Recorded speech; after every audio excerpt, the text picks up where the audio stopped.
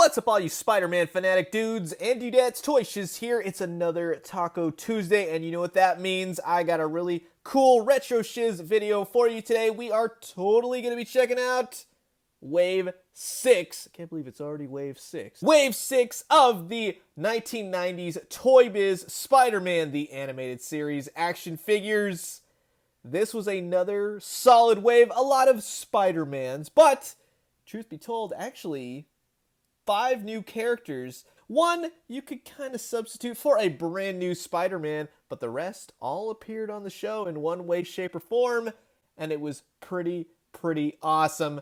This was one of those waves where you walked into a store and you got them all one go, and that was just the best thing ever. God, walking home with all those, and they were like $5.99, $6 each. Those were the days. Anyways, we're gonna take a look. We got a lot of cool heavy hitters in this wave, a lot of different things going on. Very excited to show you. This is the 1990s Spider-Man, the animated series Wave 6 by Toybiz. And while I got all you man spiders here, I just want to say thanks so much for checking out my Retro Shiz videos every week. If you like them, make sure to subscribe, hit the like button, leave a comment. Let's talk all things Spider-Man.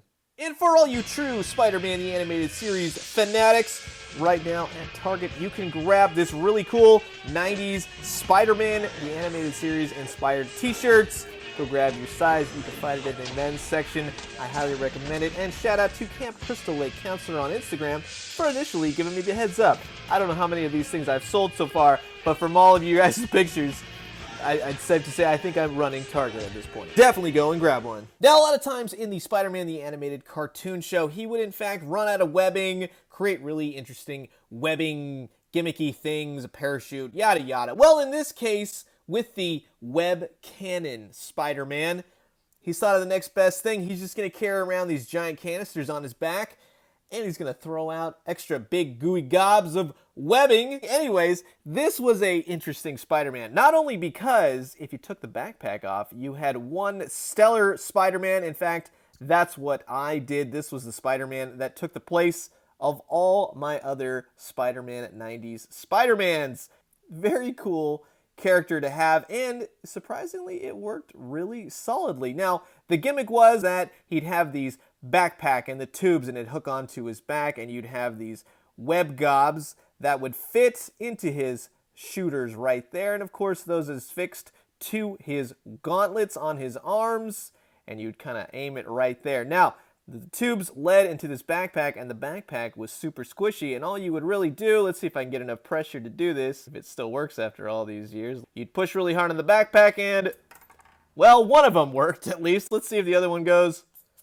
At least one of them works. You know what? It's working, but this one is actually really tight inside. Try it again on this side.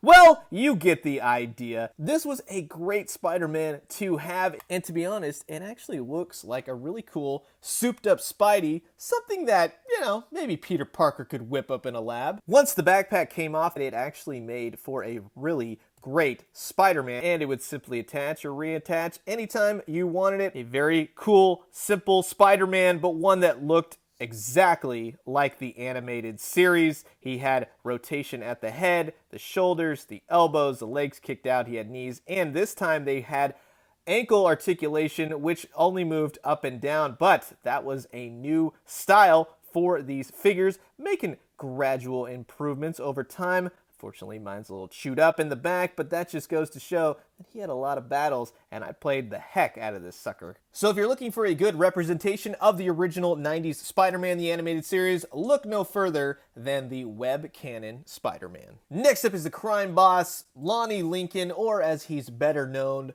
Tombstone. Now, Tombstone showed up late into the animated series. He had some problems with Robbie Robertson from the Daily Bugle and got his son involved as well, but he was a good folly for Spider-Man. I especially love that old cliffhanger where he's got Spider-Man choking on gas, and he's like, you know, we're both gonna die, and Tombstone just is all like, I'm good, I don't breathe, dude. The figure, on the other hand, leaves a little bit more to be desired. While he doesn't exactly represent what was seen in the cartoon show, I mean, that's what we got in the 90s. We got almosts if we got anything, but look at those eyebrows. That's some serious unibrow going on. And the lipstick, the shade of eyeliner. At least they got the fact down that he is an albino. But overall, he is Tombstone through and through. He's got the black, he's got the right costume, the boots, except for this giant peg on the back of his back.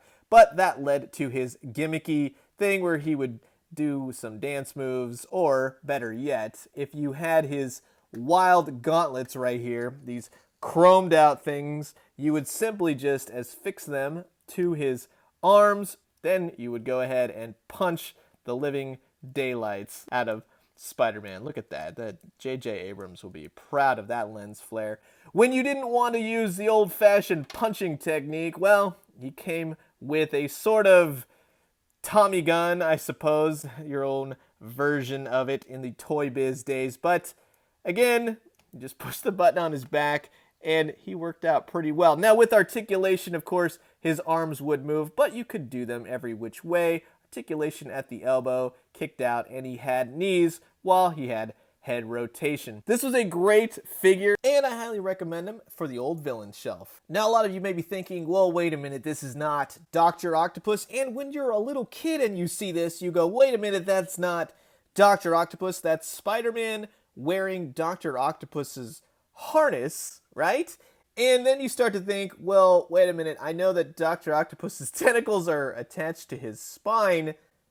Did Spider-Man murder someone? This is the Octo Spidey, and back in the day, this was just one of those wild Toybiz figures. Oh, let's make fractal armor Spider-Man, or in this case, let's make Octo Spider-Man. So Spider-Man, well, he decided to fight Doc Ock one day, and then he needed his own pair of tentacle arms to save the day and fight the good fight. However, later on in the actual cartoon series, in fact, the last 2 episodes, this guy actually showed up as an alternate multiverse, we all know that's coming up soon and Far From Home, version of Spider-Man. And when I saw that, I immediately grabbed him, was like, I totally have this figure. That makes it even more awesome. So shout out to John Semper Jr. for including that. I feel like he went back and was like, you know what, I gotta put this rad figure in the cartoon show somehow, some way.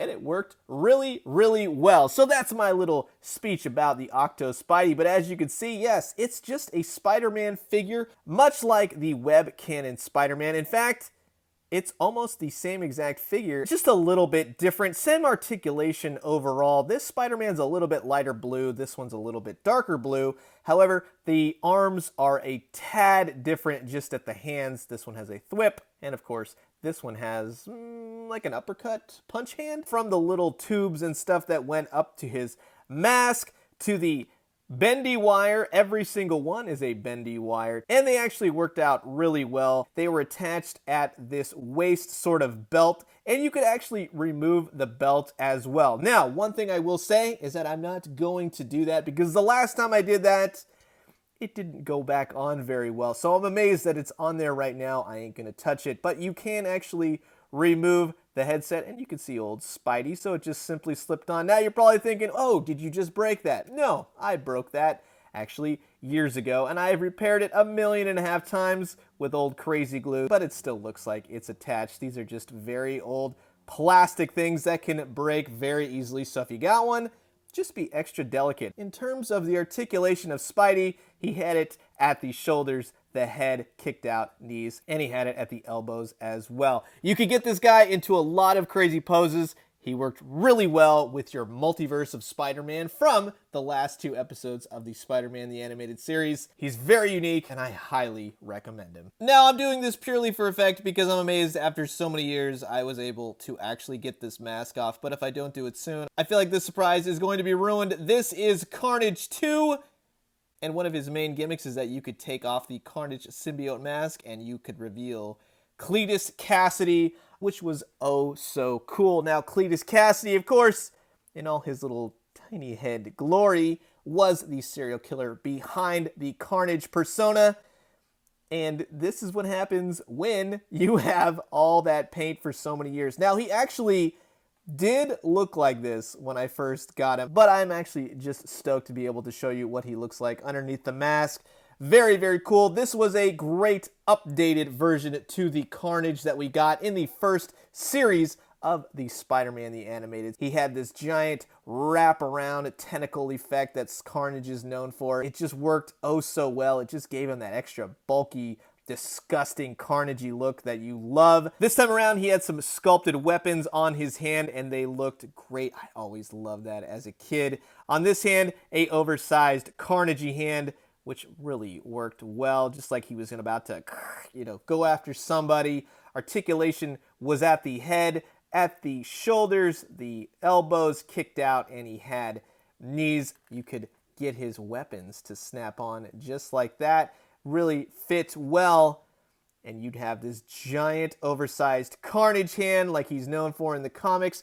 This hand never really worked that well for me. Obviously, it's like more of his saw, random dagger kind of stuff, but it was meant to fit over his wrist, but it was always a little bit too small in that sense. So you could get it to where it would go around like that side or just kind of snap over in that sense, but it didn't exactly line up much like this. Still a cool effect, but as you can see, it would pop right off usually. On the actual Carnage mask, this was a rubbery piece, and like I said, simply slipped right over. For whatever reason, they spray painted the inside of the mask with black, and I've never been able to figure out why, because that's how you get that going on. So it would have been nice just to have the red rubber, but like I said, after so many years of taking it on and off, which I don't do no more except for this video, so you're welcome. Man, they nailed it with this Carnage. That's a creepy, cool Carnage right there. To get the Carnage mask on, you would just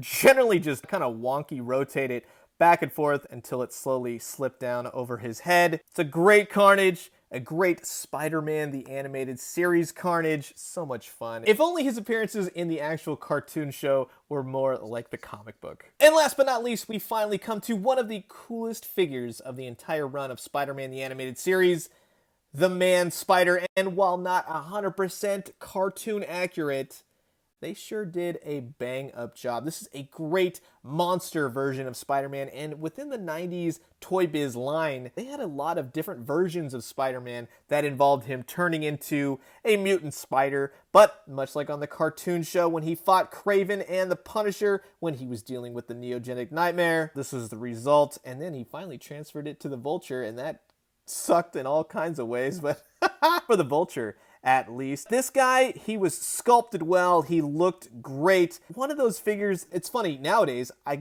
saw this every single time I went to the store. I don't think many people knew or understood exactly what they were looking at. If you weren't a fan of the cartoon, you'd probably look at that and go like, well, that's a weird Spider-Man to have. But apparently nowadays, he's actually very hard to find, and especially hard to find if he has his little pincers right there. Dang, this was a well-sculpted Spider-Man. Always liked the feet, the torn little cuffs of his costume up to his thighs. The shredded parts of his costume led to the arms. I never did quite like these orange hands that he had going on. I always thought that was kind of weird. However, in the Monster Mayhem box set of Spider-Man the Animated Series that was available at BJ's and KB Toy Stores, they actually did a repaint of the Man-Spider, and he wasn't in this gray form. He was in more of a brown overall, and it looked really good. A lot in that box set actually cemented some of the characters that came out a little bit wonky the first time around and really made them cartoon accurate, especially Morbius. This guy is held up really well. So his gimmick was that he came with this restraints, 2 of them for either side of his arms, and then he would have this face mask that slipped over as well. He kind of had to slip it over and then be careful not to break his little antennas. They did both the job of holding them in place and kind of slipping it over right here. These, unfortunately, over the years have gotten a little bit stiff, but essentially you would just slip them over his arms just like that. And bingo bango, you would ensure that the Man-Spider is restrained. The Spider-Man figure is awesome. He had rotation at the heads. Every single one of the arms had rotation, kicked out, and he had knees. I highly recommend this Man-Spider. I love this figure. So that's going to do it for my look back at Wave 6 of the Spider-Man the Animated Series by Toybiz. I hope you guys like this video.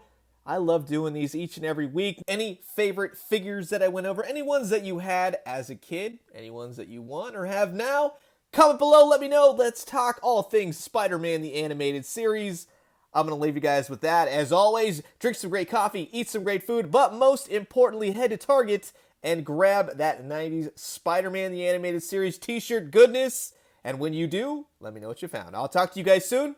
Adios.